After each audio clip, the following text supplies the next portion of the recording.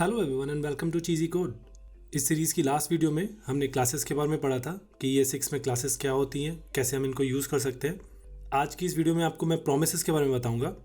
Promises की मैंने एक इंग्लिश में वीडियो बना रखी है, बट क्योंकि ये सीरीज़ कंटिन्यूएशन में चल रही है और इसकी जो नेक्स्ट वीडियो है उसमें प्रोमिसेस की हमें यूज़ पड़ेगा, इसलिए मैं हिंदी में एक वीडियो बना रहा हूँ प्रोमिसेस के लिए। तो ये देखते हैं कि प्रोमिसेस क्या होता है, इसको कैसे यूज़ करते हैं और ये हमारा क्या बेनिफिट कर रहा है, आखिर वो चीज़ हम इस वीडियो में देखेंगे। तो शुरू करते हैं। अब प्रोमिसेस होता क्या है? प्रॉमिस का जैसे लेमन टर्म्स में मीनिंग होता है, सेम जावास्क्रिप्ट में भी वैसा ही मीनिंग है कि मैंने किसी बंदे को एक प्रॉमिस दिया कि ये आपका काम है, ये मैं कर दूंगा और जैसे ही मैं करूंगा मैं आपको बता दूंगा, ये मेरा प्रॉमिस है। तो जावास्क्रिप्ट के केस में भी क्या होता है कि एक पर्टिकुलर कोड है, वो आपका एग्जीक्यूशन उसका ख़त्म हो जाएगा, उसका काम हो जाएगा। उसके बाद आप दो तरीके से बता सकते हो, जो उसका कॉलिंग फंक्शन है उसको दो तरीके से आप बता सकते हो कि या तो वो काम हो गया सक्सेसफुली, या वो काम में कोई एरर आ गया और वो रिजेक्ट हो गया किसी तरीके से काम। तो ये दो चीज़ों का आप प्रॉमिस रिटर्न कर सकते हैं। तो मैं अगर सिंटैक्स के सेंस में आपको बताऊं तो नॉर्मल फंक्शन की तरह डिक्लेयर होता है। अगर मैं दिखाना चाहूँ, ये मैंने नॉर्मल वेरिएबल ले लिया प्रॉमिस के लिए, न्यू प्रॉमिस नाम दिया है। अब इसको जो सिंटैक्स होता है प्रॉमिस बनाने का, वो क्या होता है? न्यू प्रॉमिस, और इसके अंदर ये एक फंक्शन एक्सपेक्ट करता है मेरे से कि इस प्रॉमिस के अंदर क्या काम करवाना है। उस फंक्शन को दो पैरामीटर चाहिए होते हैं, रिजॉल्व, रिजेक्ट, और मैं यहाँ पे एरो फंक्शन का सिंटैक्स ले रहा हूँ। आप नॉर्मल फंक्शन भी बना सकते थे, इसके अंदर फंक्शन लिख के उसके आगे पैरामीटर पास करा सकते थे, बट क्योंकि हम ये 6 का फीचर देख रहे हैं और इस सीरीज़ में मैंने आपको पहले भी एरो फंक्शन बता रखा है इसी सीरीज़ में, तो इसलिए मैं जहाँ भी यूज़ करूँगा एरो फंक्शन ही यूज़ करूँगा। तो ये होता है मेरा प्रॉमिस। बेसिक मेरा प्रॉमिस हो गया, इसके अंदर मैं कोड एग्जीक्यूट कराता हूँ। अब मैं इसको अगर रन करूँगा, मैं यहाँ पे console.log करा लेता हूँ एक बारी, तो मेरा यहाँ पे स्टेटस दिखा रहा है पेंडिंग। मैंने प्रॉमिस बना लिया, इसके अंदर मेरा कोड जो भी मैं लिखूँगा वो एग्जीक्यूट भी हो जाएगा, लेकिन ये अभी भी पेंडिंग है। पेंडिंग इसलिए है क्योंकि जो मैंने वादा किया था कि मैं ये कोड एग्जीक्यूट करके आपको बता दूंगा कि ये सक्सेसफुल रहा या इसमें कोई एरर आ गया, रिजेक्ट हुआ, ये मैंने उसको बताया ही नहीं। तो उसके लिए मैंने जो यहाँ पे दो पैरामीटर लिए हैं, रिजॉल्व और रिजेक्ट, इनका पर्पस क्या है कि जब मेरा कोड एग्जीक्यूट हो जाता है तब मैं रिजॉल्व कराता हूँ उसको। उसमें मैं चाहूँ तो कोई डेटा पास कर सकता हूँ, डेटा में मैं कोई वैल्यू दे सकता हूँ, जैसे मैं भी यहाँ पे सक्सेस दे देता हूँ। मैं यहाँ पे स्ट्रिंग दिए, मैं इसमें ऑब्जेक्ट भी दे सकता हूँ। तो इनकेस अगर मैं चाहता हूँ, सपोज़ मैंने कहीं एपीआई से डेटा लिया और मैंने चेक किया, मैं यहाँ पे चेक कर रहा हूँ रिजल्ट इक्वल टू 1 है, तो मैं इसको रिजॉल्व कर देता हूँ। अदरवाइज मैं इसको रिजेक्ट कर दूंगा। इसके अंदर भी अभी के लिए मैसेज दे देता हूँ।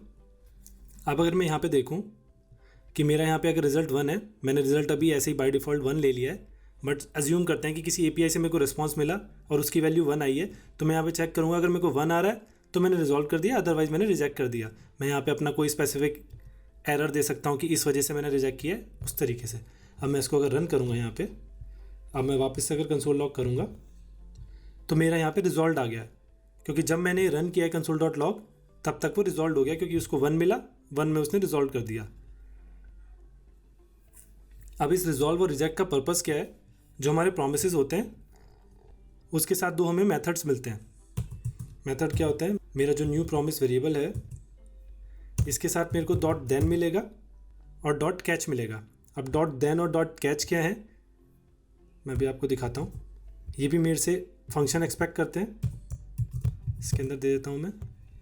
फंक्शन में यहाँ पे जो मेरा रिस्पॉन्स आएगा वो रिस्पॉन्स वही है जो मैंने यहाँ से पास ऑन किया है। ये मेरा स्ट्रिंग भी हो सकता है, ऑब्जेक्ट भी हो सकता है, और अगर मैं चाहूँ तो इसको मैं ब्लैंक भी छोड़ सकता हूँ, मैं नहीं भी दे सकता इसको। तो देन का मतलब क्या होता है? कोई ऐसा कोड जो मेरे को एग्जीक्यूट कराना है जब ये रिजॉल्व हो जाए, उस पर्पज़ के लिए होता है। तो मैं अभी अगर यहाँ पे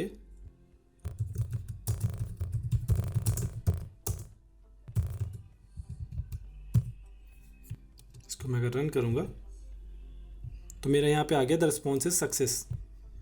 अब ये क्यों आया है? क्योंकि मेरा ये कोड एग्जीक्यूट हुआ प्रॉमिस का, उसके अंदर मेरा रिजॉल्व कॉल हुआ, रिजॉल्व जैसे ही मेरा कॉल होता है तो मेरा जो देन के अंदर का कोड है वो एग्जीक्यूट हो जाएगा। मेरा देन के अंदर क्या लिखा है मैंने, console.log, और यहाँ रिस्पॉन्स क्या है जो मैंने यहाँ से पास ऑन करवाया था। सेम इसके साथ एक मेरे को क्या चीज़ मिलती है, डॉट कैच। उस डॉट कैच का भी सेम ही काम होता है। मैं यहाँ पे इतना पोर्शन कॉपी कर लेता हूँ। अभी के एग्जाम्पल के लिए मैं इसको 0 कर देता हूँ, जस्ट टू शो कि रिजेक्टेड स्टेट में क्या आएगा। यहाँ मेरा आगे रिस्पॉन्स इज रिजेक्टेड। तो अभी तक प्रॉमिस का जो हमने समझा है वो ये है कि यहाँ मेरा कोड लिखता हूँ मैं जो एग्जीक्यूट कराना है, और मैं रिजॉल्व या रिजेक्ट कराता हूँ उसको एज़ पर माई विश। जो भी मेरा कोड का एग्जीक्यूशन पैटर्न है, जो भी मेरे को रिस्पॉन्स चाहिए था, उसके बेसिस में रिजॉल्व या रिजेक्ट कराऊंगा। डॉट देन के अंदर मैं उसमें क्या मेरे को उसके बाद एग्जीक्यूशन कराना है वो लिखता हूँ। तो पहले क्या होता था, प्रॉमिसेस से पहले हमारे पास नॉर्मल फंक्शन होते थे। फंक्शन के अंदर हम कोड एग्जीक्यूट कराते थे और एक कॉल बैक एक्सपेक्ट करते थे। सपोज आपने अगर इस तरीके का पैटर्न देखा हो, यहाँ मैं कुछ पैरामीटर्स लेता था और साथ में मैं लेता था कॉल बैक। फिर मेरा कुछ कोड एग्जीक्यूट कराता था मैं, देन वो सक्सेसफुल हो जाता था तो मैं ये वाला कॉल बैक कॉल करा देता था वहीं से ही।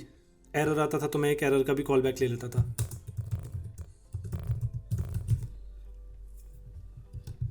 सिमिलर होता था जैसे ये होता है, सेम ऐसे ही होता था। ये आपने जेक्वेरी का जो एजेक्स सिंटैक्स होता था एजेक्स कॉल मारने के लिए, उसके अंदर भी आपने सक्सेस और एरर के लिए ये यूज़ किया होगा पैटर्न। इसमें लेकिन इशू क्या होता था, मेरे को यहाँ से मैं कॉल बैक पास ऑन करवा रहा हूँ। अब जब मैं कॉल बैक पास ऑन करा रहा हूँ तो मेरा एक के लिए तो ठीक है, लेकिन अगर सपोज़ मेरा जो कॉल बैक है उसके अंदर भी मेरे को अगर ऐसे ही 2 सिमिलर मेथड चाहिए होते, सपोज़ मेरा कॉल बैक ही कुछ इस तरीके का मेथड है और ये भी मेरे से कुछ पैरम्स और कॉल बैक एक्सपेक्ट कर रहा है, तो होगा क्या, मेरे को यहाँ पे भी पैरामीटर ऐसे ही पास कर दूंगा मैं, साथ में मेरे को एक कॉल बैक और चाहिए होगा जो मेरे को इसके बाद एग्जीक्यूट कराना है। तो ऐसे करके अगर मेरे को मल्टीपल कोड सीक्वेंस में कॉल कराना होता था तो कॉल बैक का बहुत इशू बन जाता था। उसको कॉल बैक हेल भी बोलते हैं, जिस वजह से प्रॉमिस आया। अब प्रॉमिस ये मेरी प्रॉब्लम कैसे सॉल्व कराता है, प्रॉमिसेस में होती है चेनिंग। मैं इसको अभी रिमूव कर देता हूँ। प्रॉमिसेस में क्या होता है, मैंने यहाँ पे रिजॉल्व कराया, मेरा देन में आ गया। अब मैं क्या कर सकता हूँ, जो मुझे कोड कॉल कराना है, सपोज़ मेरे को एक और प्रॉमिस है सेम जो मैं अभी आपको एग्जांपल बता रहा था नीचे फंक्शंस के थ्रू, मैं सेम एग्जांपल आपको इसमें दिखाता हूँ प्रॉमिसेस के थ्रू कि कैसे हमें हेल्पफुल हो जाता है प्रॉमिसेस की वजह से। मैं यहाँ पे लिख देता हूँ प्रॉमिस 2, इसके अंदर लिख देता हूँ सपोज रिजल्ट 10 आता है।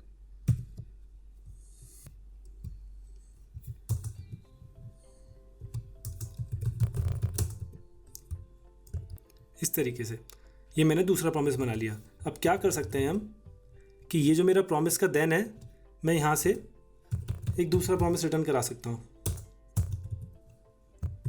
जो मेरे को इसके देन में कॉल कराना है। तो मेरा ये वाला कोड एग्जीक्यूट हो गया न्यू प्रॉमिस वाला, और न्यू प्रॉमिस 2 मेरा कब कॉल होना था, जब मेरा सक्सेसफुल हो जाए। तो उसके बाद मैंने सीधे यहाँ से रिटर्न करा न्यू प्रॉमिस 2। अब होता क्या है, यहाँ पे आता है कॉन्सेप्ट चेनिंग का।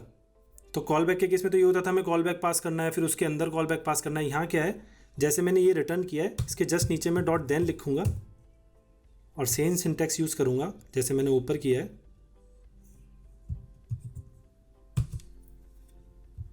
तो मेरा जो अब रिस्पॉन्स में आएगा वो मेरा प्रॉमिस 2 का रिस्पॉन्स आएगा। अगर मैं इसको console.log कराता हूँ, अब इस कोड को रन करूँगा, अगर मैं वापस से मैं रिजेक्टेड आया क्योंकि मैंने यहाँ पे चेंज नहीं किया था। इसको 1 कर देते हैं, फिर इसका आउटपुट देखते हैं। तो आप देख सकते हो यहाँ पे पहले मेरा ये वाला प्रॉमिस रिजॉल्व हुआ, इसका सक्सेस आया, उसके बाद मेरा दूसरे वाले का सक्सेस आया। तो यहाँ मेरा चेनिंग वर्क कर गया। अब ऐसे मेरे कितने भी कॉल बैक्स हों, मैं डॉट देन लगा के अपना सीक्वेंशियल कोडिंग कर सकता हूँ कि मेरे इसके बाद ये हो, इसके बाद वो हो। इस तरीके से मैं ये चीज़ कर सकता हूँ। यहाँ पे मेरे को अलग से कॉल बैक नहीं पास करना पड़ रहा, कोई पैरामीटर नहीं पास करना पड़ रहा अलग से, बस मेरे को इस सिंटैक्स में लिखना है। तो प्रॉमिसेस का क्या है, बस 2 मेन चीज़ें, रिजॉल्व और रिजेक्ट। अगर ये आपने नहीं किया तो कोड मेरा अटका रह जाएगा। अब यहाँ जैसे चेनिंग है तो आप लोग सोच रहे होंगे डॉट देन लगाया था और डॉट कैश लगाया था। अब मेरा जब दूसरा देन आ गया तो एक और कैश लगना चाहिए। तो यहाँ बेनिफिट क्या है हमें प्रॉमिसेस यूज़ करने का, कि एक सिंगल कैच में हमारे सारे रिजेक्शन हैंडल हो जाएंगे। वो वाला केस तो आपने देख ही लिया था कि सीधे मेरा कैच वाला प्रिंट हो रहा था। अगर मैं सपोज़ इस वाले को सक्सेसफुल रन करने देते हैं, उसके बाद में ये वाला फेल करा देता हूँ कैच, इसको मैं 11 कर देता हूँ, फिर मैं अगर रन करके देखूँगा तो यहाँ मेरा पहले वाला सक्सेसफुल था, तो मेरा यहाँ तक तो कोड एग्जीक्यूट हो गया, लेकिन इसके जस्ट नेक्स्ट वाला जो प्रॉमिस है उसमें मेरा एरर आ गया, इसलिए मेरा सीधे रिजेक्ट हो गया। तो मेरा जो यहाँ पे कैच वाला ब्लॉक था वो एग्जीक्यूट हो गया। तो चेनिंग में जिस भी सीक्वेंस पे मेरा अगर एरर आएगा वो सीधे मेरे को कैच पे ले जाएगा, उसके ऊपर वाला जो सारा कोड होगा वो मेरा डॉट देन वाला एग्जीक्यूट हो जाएगा। तो इस तरीके से हम देख सकते हैं कि प्रॉमिस आने से हमारा कोड थोड़ा क्लीन हो गया और थोड़ा मैनेजेबल है एज़ कम्पेयर टू जो कॉल बैक्स वाला हमारा तरीका होता था। अब प्रोमिसेस में दो और चीज़ें भी हैं। सपोज़ ये तो मैं सिक्वेंशियल कोड एग्जीक्यूट करा रहा था कि पहले मेरा न्यू प्रॉमिस चले, फिर उसके बाद न्यू प्रॉमिस 2 चले। अगर मेरे को पैरेलल में कोड रन कराना है, क्योंकि आजकल जो हमारी एपीआई कॉल होती हैं वो एसिंक्रोनस होती हैं, तो मैं सपोज़ 2 एपीआई की कॉल मारना चाह रहा हूँ साइमल्टेनियसली, और जब मेरी दोनों सक्सेसफुल हो जाएं उसके बाद मैं कुछ करना चाहता हूँ, तो उसके लिए मेरे पास प्रॉमिसेस में एक नई चीज़ है। मैं इसको अभी के लिए कमेंट कर देता हूँ। अब प्रॉमिसेस में क्या होता है, प्रॉमिस डॉट ऑल, ये क्या करता है, ये एक एरे एक्सपेक्ट करता है प्रॉमिसेस का। जो जो मेरे को प्रॉमिस एग्जीक्यूट कराने पैरेलल में उनका एरे एक्सपेक्ट करता है। सपोज मैं यहाँ पे दे देता हूँ new promise comma new promise 2,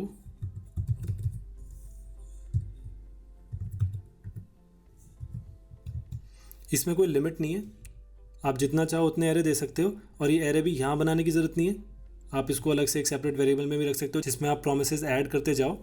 अब यहाँ पे क्या होता है, यहाँ पे सिंगल डॉट देन आएगा और सिंगल ही डॉट कैच आएगा। इसको यूज़ कैसे करते हैं मैं दिखाता हूँ आपको। अब यहाँ पे मैंने रिस्पॉन्स एरे क्यों लिखा है ये मैं आपको अभी जल्दी से बता दूंगा। पहले मैं इसको कंसोल डॉट लॉग करा लेता हूँ, साथ ही डॉट कैच भी लगा लेता हूँ।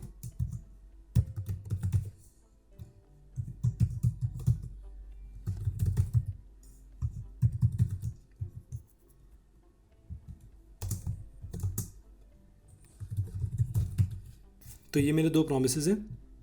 अब मैं प्रॉमिस डॉट ऑल क्या करेगा, इनको पैरेलली रन करेगा। इसको रन करके दिखाता हूँ आपको अभी। ओहो, यहाँ पे छोटा ही आएगा, आप लोगों को ध्यान रखना है केसिंग का।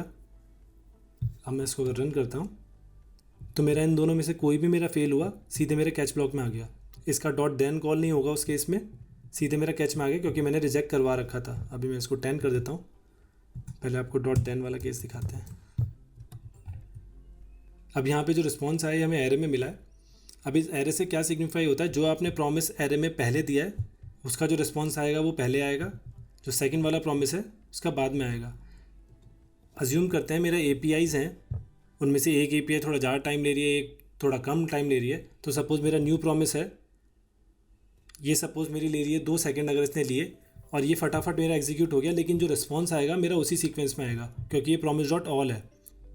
ये वेट करेगा जब तक सारे मेरे प्रॉमिस रिजॉल्व नहीं हो जाते, तब तक इस देन के अंदर का कोड एग्जीक्यूट नहीं करेगा, ये आएगा ही नहीं यहाँ पे। तो मैं यहाँ पे एक बार डिले डाल के दिखाता हूँ आपको।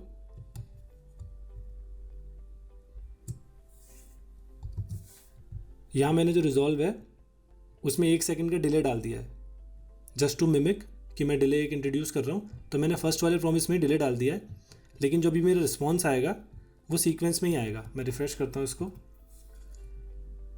तो ये मेरा 1 सेकंड इसने वेट किया, बट जो रिस्पॉन्स आया मेरा वो उसी सीक्वेंस में आया जिस सीक्वेंस में मैंने प्रॉमिस का एरे कॉल किया था। तो इस तरीके से आप प्रॉमिस डॉट ऑल यूज़ कर सकते हैं। डॉट देन में आपको एरे मिलेगा, उसके हिसाब से आप हैंडल कर सकते हैं चीज़ें रिस्पॉन्स के बेसिस पे। और इनमें से किसी में भी अगर एक एरर आता है, सपोज़ यहाँ पे मेरे 10 प्रॉमिस हैं, 10 में से मेरा कोई भी अगर फेल होता है सीधे कैच में आएगा, मेरे डॉट देन के अंदर का कोई भी कोड एग्जीक्यूट नहीं होगा। अब ये तो हो गया प्रॉमिस डॉट ऑल। सेम चीज़ होती है प्रॉमिस डॉट रेस। अब इसमें क्या होता है, ये आपका सारे प्रॉमिस एग्जीक्यूट करने का वेट नहीं करेगा। यहाँ पे आप 10 प्रॉमिस दो, उनमें से जो प्रॉमिस पहले एग्जीक्यूट हो जाएगा वो सीधे देन में आ जाएगा, तो उसमें एरे भी नहीं आएगा। यहाँ पे रिस्पॉन्स में मैं आपको अभी इसको चला के दिखाता हूँ। तो यहाँ पे क्या लगी है, रेस लगी है प्रॉमिसेस की, कि जो पहले हो गया उसका देन एग्जीक्यूट हो जाएगा। मैं अगर रन करूँगा इसको तो सीधे मेरा सक्सेस इन प्रॉमिस 2 कॉल हो गया, क्योंकि ये 1 सेकंड के डिले के बाद रिजॉल्व हुआ है, तो इसको इसने कंसिडर नहीं किया। इसने सीधे ये जब ये वाला जैसे ही फटाफट मेरा एग्जीक्यूट हो गया, इसने डॉट देन कॉल करा दिया इसके लिए। अगर मैं यहाँ से डिले हटाता हूँ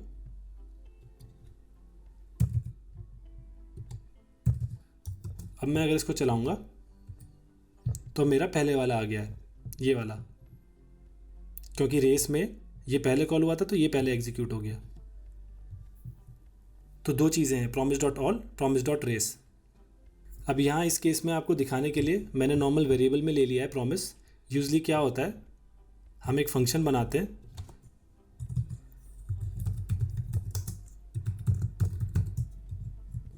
उसमें कुछ पैरामीटर पास होते हैं,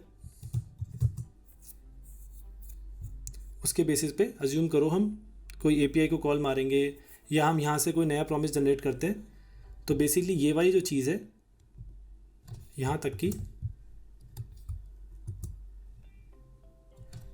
उसको हम यहाँ पे रिटर्न में लिख देते हैं कि ये वाला जब मेरा मेथड कॉल होगा तो मेरे को प्रॉमिस रिटर्न करेगा। मैं डायरेक्टली ऐसे नहीं लिखता, क्योंकि यहाँ क्या होता है, जैसे मैंने वेरिएबल में प्रॉमिस दिया इसके अंदर का कोड एग्जीक्यूट होना शुरू हो जाएगा। लेकिन ऐसा मेरा रियल लाइफ में ऐसा होता नहीं है कि मेरे को सीधे कोई कोड ऐसा एग्जीक्यूट कराना हो जिसमें कॉल बैक चाहिए हो। तो मैं उसके केस में क्या करता हूँ, कोई एक फंक्शन बनाऊँगा, फंक्शन के अंदर से प्रॉमिस रिटर्न कराऊँगा इस तरीके से, जिससे कि जब मेरा ये कॉल हो तभी मेरे प्रॉमिस के अंदर काम शुरू हो, अदरवाइज़ ना हो। तो ऐसे केसेस में कई बार ये भी होता है, अगर मेरी params.id 1 आती है तो मैं ये वाला प्रॉमिस रिटर्न करूं, अदरवाइज मैं कोई और प्रॉमिस भी रिटर्न कर सकता हूं, या मैं सीधे प्रॉमिस डॉट रिजॉल्व भी करा सकता हूं। इंस्टेड ऑफ रिटर्निंग कोई प्रॉमिस बनाने का या फंक्शन बनाऊं उसके अंदर कोड एग्जीक्यूट कराऊं, अगर मैं चाहता हूं कि मेरा ये जैसे मेथड कॉल हो, अगर मेरे पैरामीटर नहीं मैच कर रहे तो मैं सीधे प्रॉमिस डॉट रिजॉल्व करा दूंगा इसको, कि कुछ नहीं होगा, सीधे जो मेरा प्रॉमिस रिटर्न होगा, यहाँ पे आपको रिटर्न स्टेटमेंट लगाना ज़रूरी है क्योंकि ये मेरा रिजॉल्व स्टेटस का प्रॉमिस रिटर्न हो जाएगा तुरंत, तो वो इंस्टेंटली आपको रिजॉल्व दिखाएगा। सेम रिजॉल्व की जगह रिजेक्ट भी होता है। ये जैसे जैसे आप यूज़ करेंगे प्रॉमिसेस को, जैसे आप एक्सप्लोर करेंगे, आपको पता चल जाएगी इसकी नीड क्या होगी, आपके कोड में कैसे अप्लाई होता है, वो चीज़ें आपको सिनेरियो दिखते जाएंगे जैसे जैसे आप इसको एक्सप्लोर करेंगे। और